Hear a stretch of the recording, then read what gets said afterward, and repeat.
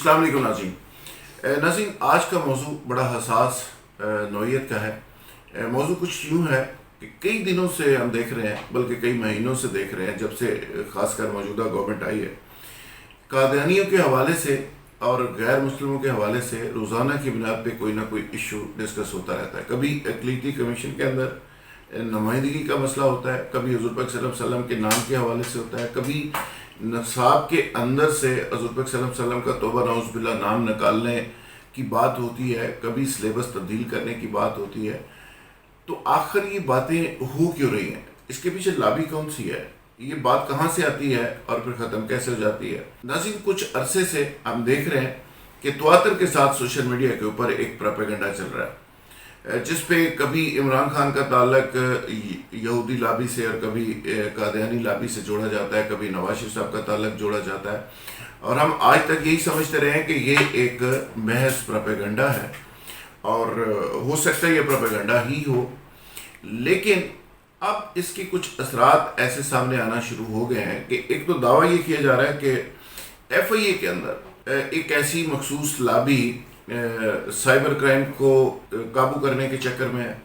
پھر ساتھ ہی ساتھ ہم دیکھتے ہیں کہ قومی اسمبلی کے اندر نور الحسن تنویر ایم این اے، جو نون لیگ سے جن کا تعلق ہے، اللہ میاں نے ان کو توفیق دی حضور اکرم صلی اللہ علیہ وسلم کے ایک سپاہی اور ایک جانصار کی حیثیت سے، انہوں نے ایک ریزولوشن پیش کی قومی اسمبلی کے اندر، جہاں پہ انہوں نے کہا کہ ہمارے نصاب کے اندر سے حضور پاک صلی اللہ علیہ وسلم کا جب نام لیا جاتا ہے، نصاب کے اندر سے جو بچوں کو پڑھایا جاتا ہے اس پہ خاتم النبیین کا نام ختم کیا جا رہا ہے یا ختم کر دیا گیا ہے۔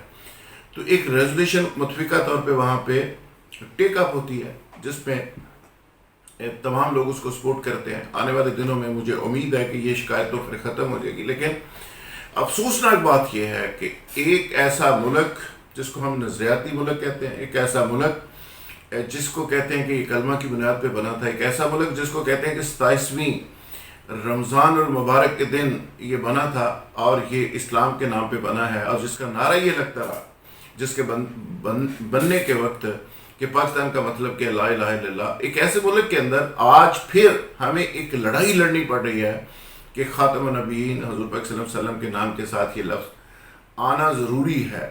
اور بھائی، یہ تو انڈرسٹوڈ ہے، یہ کیوں ہمیں کرنا پڑ رہا ہے، یہ کیوں ہمیں کہنا پڑ رہا ہے؟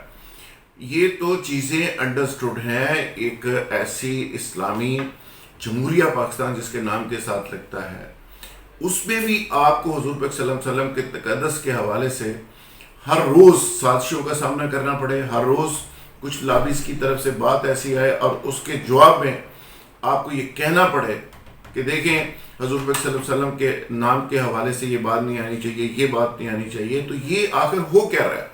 ایک تو قومی اسمبلی کے اندر نور الحسن تنویر صاحب نے جو کہا وہ بھی آپ کو سناتے ہیں۔ کے پی کے میں اور پنجاب میں 9th اور 8th اور 7th کے جو نصاب ہیں اسکول کے بچوں کے، اس میں سے نبی آخر الزمان محمد مصطفیٰ صلی اللہ علیہ وسلم کا نام کے ساتھ جو خاتم النبیین ہے وہ نکالا جا رہا ہے۔ تو میں اس کو ہائی لائٹ کرتا ہوں اور آپ سے میں یہ تجویز دیتا ہوں کہ حکومت جو ہے اس کو ٹیک اپ کر لے اور نبی اکرم صلی اللہ علیہ وسلم کے نام کے ساتھ جو ہے خاتم النبیین کا نام لازمی قرار دے دے، اور تاکہ یہ مسئلہ جو ہے یہ حل ہو جائے۔ اور میں خاص کر نور الحسن تنویر صاحب کو اس پہ خراج تحسین پیش کرتا ہوں کہ انہوں نے یہ کام کیا، لیکن ساتھ ہی ساتھ ایک اور بری خبر بھی ہے، وہ یہ ہے میرے پاس ایک مجوزہ نوٹیفیکیشن ہے جو آگے جا کے، ابھی تو یہ ریکمنڈیشنز ہیں، آگے جا کے یہ قانون کی شکل اختیار کر سکتا ہے۔ یہ ریکمنڈیشنز ہیں parliamentarians commission for human rights prevention of electronic crime act 2018۔ اچھا، اس کے اندر کچھ تبدیلیاں ریکمینڈ کی گئی ہیں اور کہا یہ جا رہا ہے کہ یہ یونیسکو کے کہنے پہ، یو این او کے کہنے پہ یہ کی گئی ہیں۔ میں یہ ثبوت سارے آپ کے سامنے رکھنے جا رہا ہوں۔ ان ساری ریکمنڈیشن کو آپ دیکھیں، پڑھیں، اور اس کے بعد ہمارے کان تو کھڑے ہونے ہی چاہیے، لیکن بینگ مسلم ہر شخص کے اوپر یہ فرض ہے کہ وہ اس پہ آواز اٹھائے۔ یہ کیا ہونے جا رہا ہے؟ مثال کے طور پہ جو اسلام کے حوالے سے پابندی تھی قانونی طور پہ کیا بات نہیں کر سکتے. حضور پاک صلی اللہ علیہ وسلم کے حوالے سے پابندی تھی, پاکستان کے بارے میں, جوڈیشری کے بارے میں, وہ تمام کی تمام اس مجوزہ جو تجاویز ہیں, جو ریکمنڈیشنز ہیں, اگر یہ پاس ہو جاتی ہیں تو سب کا سب وہ اجازت مل جائے گی, جو لوگ کہنا چاہیں وہ کہہ سکیں گے. یہ پاکستان کے اندر ایک لبرل طبقہ ایسا ہے جن کو کوئی نہ کوئی مروڑ اٹھتا رہتا ہے, جن کو تکلیف ہوتی رہتی ہے, اور وہ اپنا اظہار کسی نہ کسی طریقے سے کرتے رہتے ہیں. ایف آئی ای کے سائبر کرائم کے اوپر بھی کچھ ایسی ہی لابی قبضہ کرنے کا سوچ رہی ہے. کچھ لوگوں کا دعویٰ ہے کہ وہ قبضہ ہو چکا ہے. میں ابھی اس حوالے سے بھی ایک نوجوان کا کلپ اس کو شامل کر رہا ہوں اس ویڈیو کے اندر.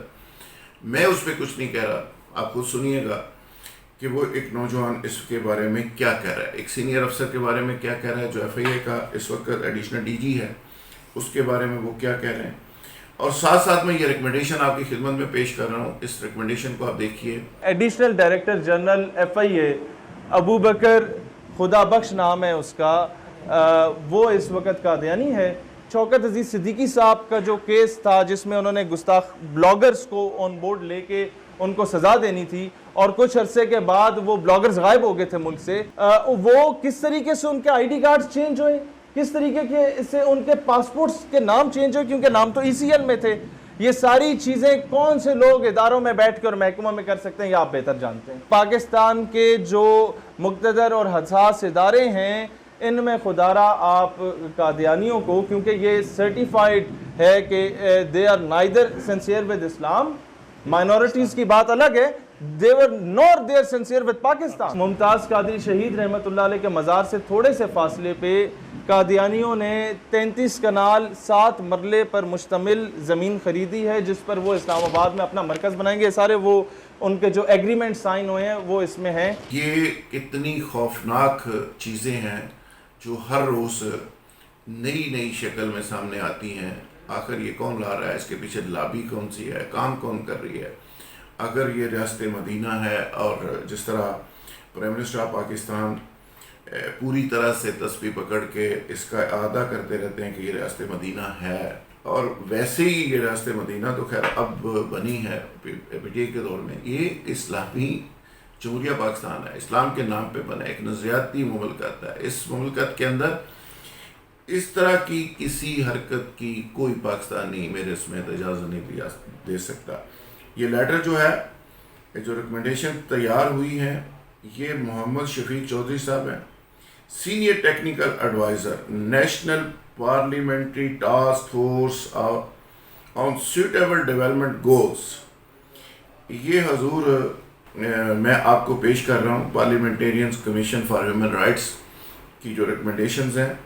یہ آگے جا کے ایک قانونی شکل اختیار کر سکیں گی یا نہیں کر سکیں گی. ہم نے بہرحال بر وقت چیزیں آپ کے نوٹس میں لے آئے. آگے میرا خیال ہے بھی پاکستانی ہم سب کو اس پہ آواز اٹھانی چاہیے. ریکمنڈیشن میں آپ کو پیش کر رہا ہوں, آپ خود اس کو پڑھیے اور دیکھیے, فیصلہ خود کیجیے کہ یہ کیا ہونے جا رہا ہے اور کیوں ہونے جا رہا ہے. Thank you very much. میں ناظرین صرف اتنا ہی کہوں گا اس حوالے سے, کیونکہ بڑا سینسٹیو موضوع ہے, بڑا خاص موضوع ہے. تو مجھے اجازت دیجیے, اور جن دوستوں نے ابھی تک میرا چینل سبسکرائب نہیں کیا ان سے درخواست ہے کہ وہ فوری طور پہ اس کو سبسکرائب کریں تاکہ بر وقت آپ کو نوٹیفیکیشن ملتے رہے. Thank you very much.